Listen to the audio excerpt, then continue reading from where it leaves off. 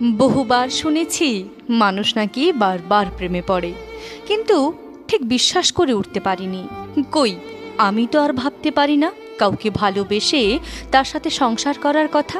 কেন পারি না? আমার সেদিনের ভাবনার উত্তরটা এমনভাবে পাবো আশা করিনি আমি। আসলে জীবনে এত আঘাত পেয়েও যে ভালো থাকা যায়, কাউকে ভালোবাসা যায়, আর সর্বোপরি কাউকে বিশ্বাস করা যায়, সেটা প্রায় ভুলতে বসেছিলাম আমি। আমি শিউলি দে, এক বেসরকারি স্কুলের শিক্ষিকা। ছোটবেলাতেই হারিয়েছি মাকে, তাই সংসারের লোক বলতে আমি আর বাবা।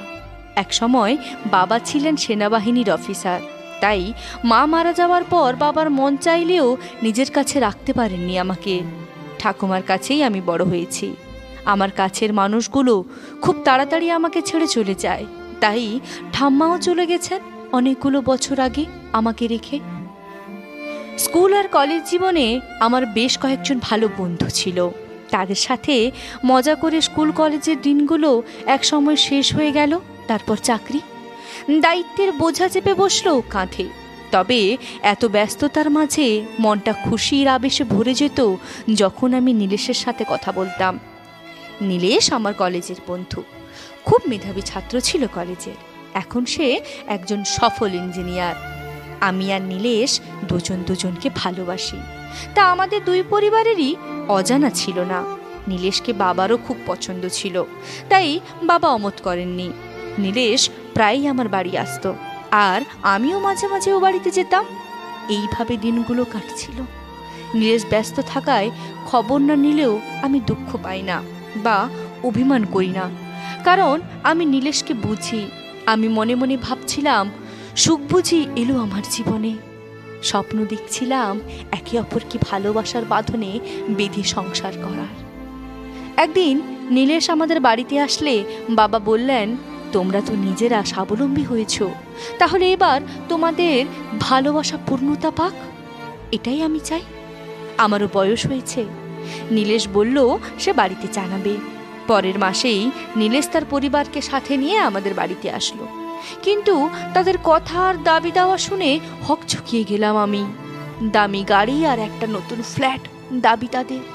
আমি অসহায়ের মতো তাকিয়ে থাকলাম নীলেশের দিকে, কিন্তু সে নির্বিকারভাবে শুনে গেল শুধু। আমি অবাক হয়ে গেলাম যখন শুনলাম আমার হবু শাশুড়ি মা আমাকে বললেন, আমাদের বাড়ির বউ হতে গেলে তোমাকে ওই চাকরি ছাড়তে হবে শিউলি। আমাদের বাড়ির কেউই ওই রকম ছোটোখাটো চাকরি করে না। জানোই তো আমাদের ছেলে কত বড় ইঞ্জিনিয়ার। তুমি তো শুনেছি কোনো কালেই লেখাপড়াতে ওর ধারে কাছেও ঘেঁষতে পারোনি। চোখের ছল আটকে শুনে গেলাম শুধু, প্রতিবাদ করতে পারলাম না। ওরা চলে যাবার পর বাবার বুকে মাথা রেখে হাউমাউ করে কাঁদতে কাঁদতে বললাম, এ বিয়ে আমি করব না বাবা। গাড়ি ফ্ল্যাট এসব দিতে গেলে তোমার সম্বল তো আর কিছুই থাকবে না। আমি চাই না এ বিয়ে। বাবা বললেন, মারে, আমার সব কিছুই তো তোর। তোর খুশির জন্য আমি সব দিতে পারি। তোর ভালোবাসা পূর্ণতা পাবে, এর থেকে বেশি কিছু চাই না। আর নীলেশ হয়তো তোর চাকরির ব্যাপারে সবার সামনে কিছু বলতে পারেনি।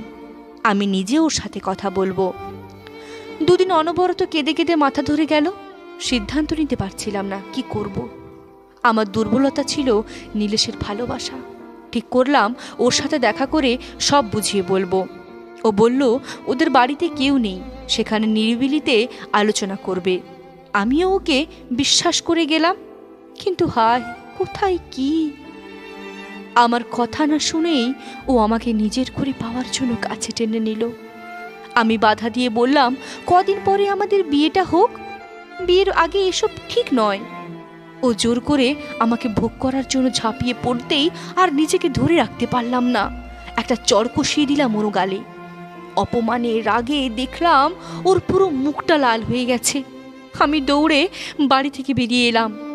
সেদিন ওর বাড়ির লোক বাবাকে ফোন করে বলল, আমি নাকি ওকে নিজের করে পেতে চেয়ে কেউ বাড়িতে না থাকার সুযোগে ওদের বাড়িতে গেছি। আমার মতো নোংরা নীচ মেয়ের সাথে ওদের ছেলের আর ওদের পরিবারের কোনো সম্পর্ক নেই। বাবা খুব কষ্ট পেয়েছিলেন। আর দিনের পর দিন আমি মানসিক যন্ত্রণার কাতর হয়ে পড়ছিলাম। খাওয়া ঘুম সব ত্যাগ করেছিলাম। মাঝে মাঝে মনে হতো শেষ করে দিই নিজেকে, কিন্তু বাবার মুখটা মনে পড়তেই অস্থির হয়ে পড়তাম। তারপর কয়েক মাস কেটে গেছে, চিন্তায় চিন্তায় বাবা অসুস্থ হয়ে পড়েছেন। কিন্তু আমাকে এখন ভেঙে পড়লে চলবে না। বাবার সেবা আর নিজের স্কুল দুটো নিয়েই ব্যস্ত রেখেছি নিজেকে। এর মধ্যে খবর পেলাম নীলেশ বিয়ে করতে চলেছে। খুব দুঃখ পেয়েছিলাম এটা ভেবে যে এত বছরের সম্পর্কটাও পরিণতি পেল না। 2 বছর কেটে গেছে। নীলেশ এখন সংসারী হয়েছে। বাবা এখন প্রায় সময়ই অসুস্থ থাকেন। আমি আর কাউকে ভালোবাসতে পারিনি, কারো সাথে সংসার করার কথাও ভাবিনি। বাবা এসব নিয়ে চিন্তা করেন খুব জানতাম, কিন্তু আমি ছিলাম অসহায়। কিন্তু আমার জীবনেও যে সত্যিকারের ভালোবাসা আসতে পারে সেটা আমি কল্পনাই করিনি। বাবার বন্ধু প্রিয়তোষ কাকু প্রায়ই আমাদের বাড়ি আসেন। বলতে গেলে বাবার প্রিয় বন্ধু উনি। একসময় একসাথে কাজ করেছেন দুজনে। একদিন প্রিয়তোষ কাকু এলেন সাথে নিজের ছেলেকে নিয়ে। আমার সাথে পরিচয় করিয়ে দিলেন সমীরের। সমীর খুব চুপচাপ আর শান্ত লাজুক ছেলে, কথা খুব কমই বলে। বাবা একদিন খুব গর্ব করে বললেন, এই সমীর হলো আদর্শ দেশপ্রেমী, বুঝলি? বিদেশের লোভনীয় চাকরি ছেড়ে পড়াশোনা শেষ করে দেশে ফিরে এসেছে দেশের জন্য কাজ করার জন্য। এটাই হলো দেশমায়ের প্রতি তার সন্তানের টান। একদিন পাশের ঘর থেকে শুনলাম প্রিয়তোষ কাকু বাবাকে বলছে, তোর মেয়ের মতো আমার ছেলেটাও তো ছোট্ট থেকে মা হারা, আর শিউলি মাকে আমার খুব পছন্দ। তুই যদি সম্মতি দিস ওকে আমি আমার ঘরে নিয়ে যেতে চাই। তুই তো জানিস শিউলিকে আমি আমার মেয়েই ভাবি। তোর মেয়ে আমার মা হয়ে থাকবে, আর 2 বুড়ো জীবনের শেষ দিনগুলো বেশ একসাথে কাটিয়ে দেব। বাবা বললেন, সে তো আমিও চাই রে প্রিয়, কিন্তু মেয়েটা যে ভালোবাসার উপর বিশ্বাসটাই হারিয়ে ফেলেছে। সবই তো জানিস ওর অতীত। বাপ হয়ে এগুলো কি করে বলি ওকে বলতো? সবটা শুনলাম, আমার চোখ থেকে 2 ফোঁটা জল গড়ালো। সেটা মুছে চা দিয়ে এলাম বাবার ঘরে। রাতে ফেসবুকটা অন করেই পেলাম সমীরের বন্ধুত্বের রিকোয়েস্ট। সেদিন সারা রাত কথা বলেছিলাম চ্যাটে সমীরের সাথে। নীলেশের সব কথাই আমি ওকে বললাম, কিন্তু অবাক হয়ে দেখলাম ও বলল, অপরাধী সে যে ঠকায়, যে ঠকে সে নয়। তাহলে অপরাধী যদি মাথা উঁচু করে বাঁচতে পারে, তুমি কষ্ট পাবে কেন?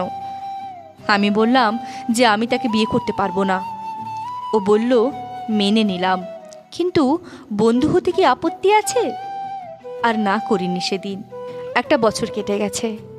সমীর আমার সব দুঃখ যন্ত্রণা ভুলিয়ে দিয়েছে নিজের পাগলামি আর ছেলে মানুষই দিয়ে।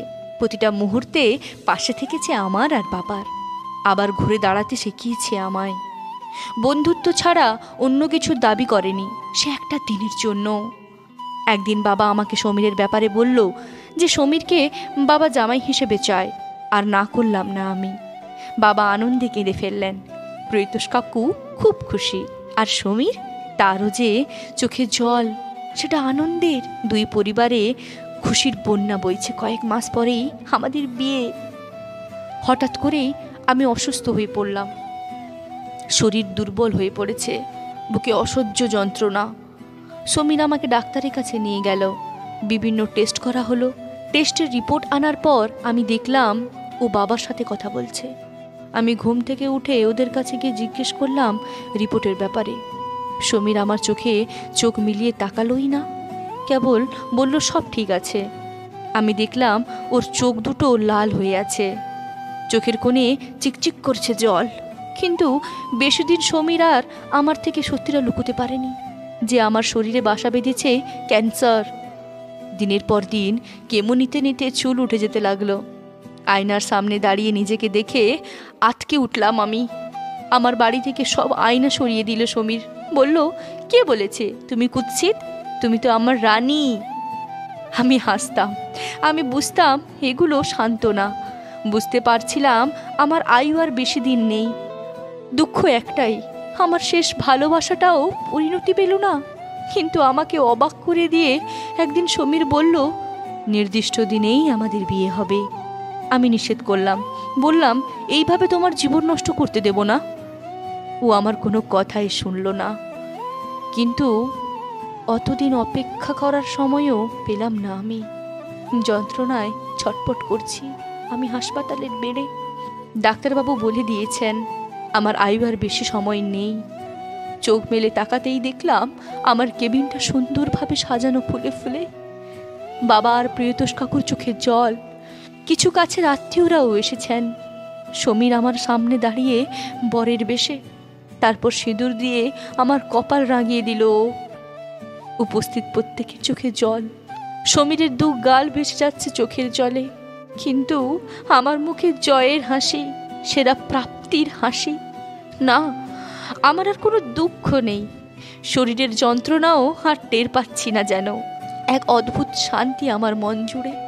মনে হচ্ছে আমি পৃথিবীর সবচেয়ে সুখী একজন মানুষ।